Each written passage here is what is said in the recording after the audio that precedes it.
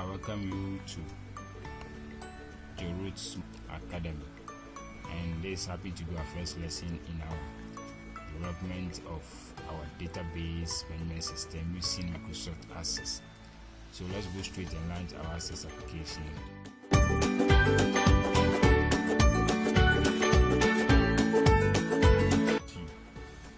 Okay, so we are launching our application. That's what we are going to use for our tutorials.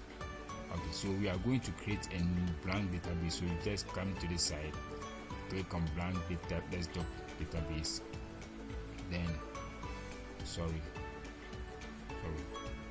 we need to give it a name. So let's go back and create a new one. So let's give it a name. Let's say school database.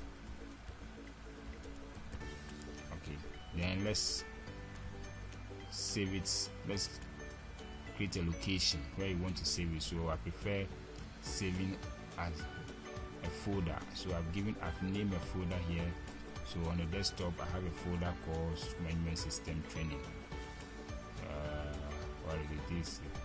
So let's save it here. So we have a school database, then save it here, then you click on create. So I've created the database. So this is the database you are going to create. So you see that a table has been created, so we need to create our table. So this is what you're going to do.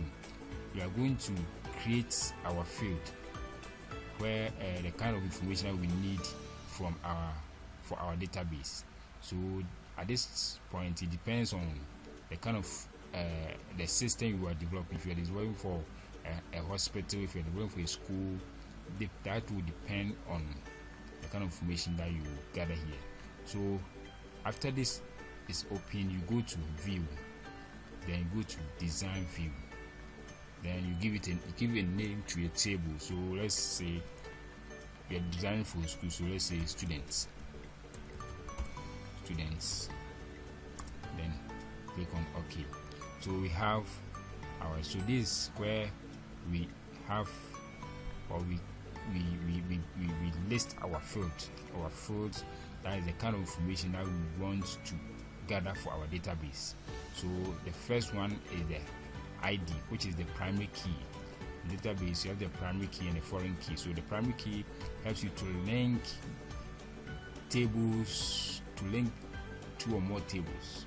So this is the primary key, this is the ID. So you can change the name or you can just maintain it depending on the kind of database you are designing. So the data type, auto number, that means it will auto generate number for you. So let's leave it as such, or you can just change it to anything. So let's say to number, so that you can input the number manually. So, or you can keep it as auto number. So the next thing is, for school database you need the student name. So let's say student name, then the data type will be short test. Okay, then the next one will be the class. Sorry, let's go gender. So with gender, you wish to use a list. So gender, you have male and female. So you want to use list, you just click on the icon here, you go to Lookup Wizard. So a dialog box will appear, then you click on this. I'll type in the values that I want, then you click on next. Then so the kind of list that you want to appear when you click on the gender. So the first one you want male for the first one, then the second one you want female. So you just type in female, then you are finished. Okay, so the next thing will be class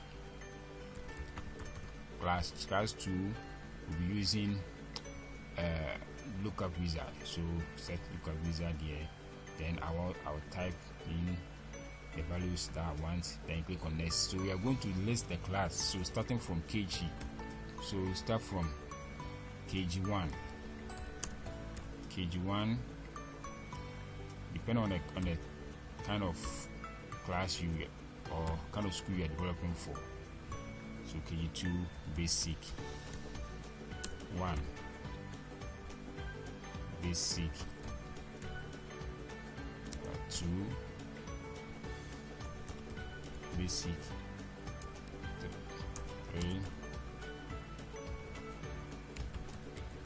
basic 4, basic 5. Okay, then we continue basic 6, then GHS. That is in case you are developing for basic school, that from KG to GHS, you add your GHS to it. So GHS 2, then the last one will be GHS 3. Then click on next, then you finish.